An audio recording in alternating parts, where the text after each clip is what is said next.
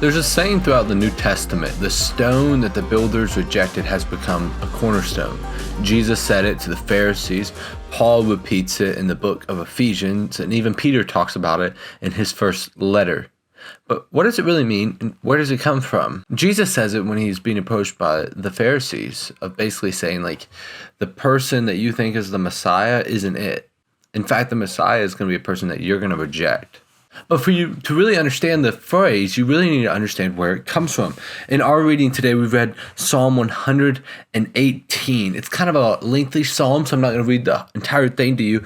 But the psalmist begins by saying to give thanks to God for he is good. And then he begins to talk a little bit about Israel's history. He talks about Aaron and his descendants and their priestly line that goes on forever. And then he talks about the struggle that he has in following God, but how the Lord used him during that time. Overall, it's a really neat psalm. But then he says this in Psalm 118:22, the stone that the builders rejected has now become the cornerstone. And when you read this psalm without any context of the New Testament, without a Christian mind, it's pretty evident to see that this is Israel. Now, Israel is not a nation that we should really know about, honestly. It's a nation that was born of slaves, like everyone in it were slaves, and we see that in the book of Exodus. They constantly were rebelling against God. They had enemies that would come down on them for all sides. They were destroyed completely, almost multiple times. Even in modern history, we look at what happened with the Jews in World War II. We really should not know about them. But God chose the Jewish people to be the cornerstone of the religious world. It's pretty incredible that he picks the person that I would pick last. We see a clear picture of this in Isaiah 28:16. It says, therefore, this is what the sovereign Lord says. Look, I'm placing a foundation stone in Jerusalem, a firm and tested stone. It is a precious cornerstone that is safe to build on. Remember that the cornerstone would be the side of the foundation. You pick this part of the foundation and everything on the house will be built upon this. Kind of like if you remove this, the whole house could collapse. It's needed for the structural integrity of the home. And God is saying that his cornerstone is going to be Jerusalem and Israel. He's picking the nation that I would pick last to be his chosen people.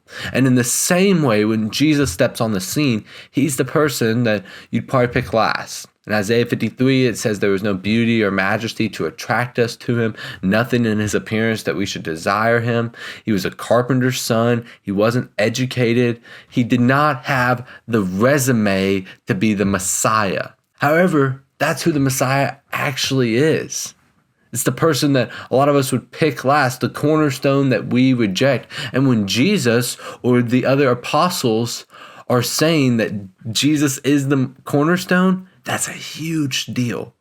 They're saying that this thing that we've thought of for all of Israel, that the history, that we are the cornerstone as a nation, is not only about that, as it is in this psalm and then in the book of Isaiah, but it's also about what the Messiah is supposed to look like. They thought the Messiah would come riding in on a horse and kick out the Roman army and then take over the world, kind of like a picture of what David did and build a really strong empire, when the Messiah came to kick out the real enemy, Satan, and then take over the world in his own timing. What I love about this verse is I think it applies to my life too. I am not qualified for the things that God is calling me to do whatsoever. In fact, I think that if it wasn't for God, I would be the stone that many people will reject. But instead, he comes and picks me up out of the dust, cleans me off, and gives me a new purpose. Let me share with you a really neat story.